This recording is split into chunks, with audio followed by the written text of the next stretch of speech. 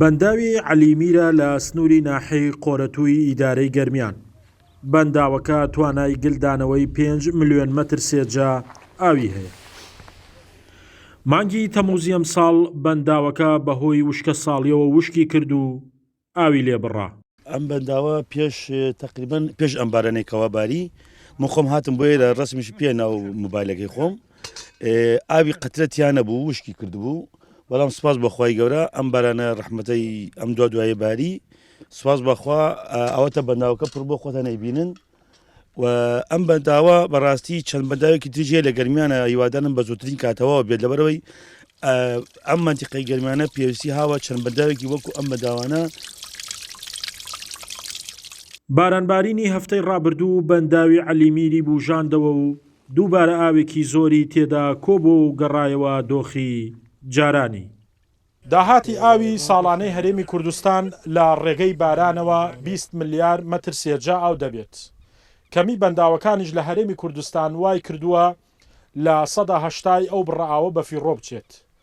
لە ئێستاشدا حکوومەت پلانی هەیە 9 بەنداو لە هەرێمی کوردستان دروست بکات و 10 ملیار مەتر سێرجە لەو بڕائاوە گل بداتەوە.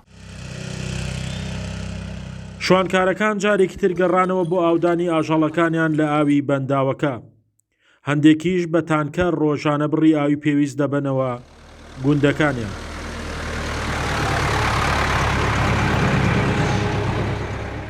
ئێمە ئاژەڵدارین بەنسبەت ئەو بەنداوە بەنداوێکی چاکە خەڵک سوادەی لێ کردە بەڕاستی هەم بۆ گەشتیاری خەڵک زیاتر سەردانێکا خۆشە و هیوادارین یعنی نەک یەک بەنداو زیاد لە یەک و دوان بواە.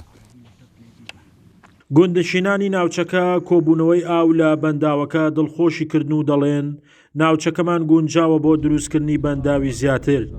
ئەم داواکاریەش ڕوبەڕووی حکوومەت دەکەنەوە.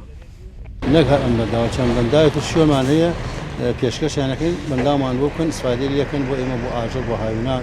داواکاریمانە حکوومەت هەرێم خەمێ لە ئێمە بخوا دەمە منتەقەی گەرمیان بۆ چۆڵبوونەچ ئەگەر وا بچێت نەگەنە هانامان چۆڵەوێسە ئەم ئاوە بڵێ ئاویتیاتە سەدەگە ئەو ئاوە ناگەێتەوە حەدە ئێمە قەنەعاتی پێ بکەین. هەندێک ساڵ کەمبارانی و وشکە ساڵی کاریگەری خراپ بە دوای خۆیدا بەجێ دەهێڵێت. تەنها چارەسەریش دروستکردنی بەنداوە بۆ گلدانەوەی بڕی ئاوی ئەو بارانەی کە لە ساڵی بارانبارینی زۆردا دەبارێت.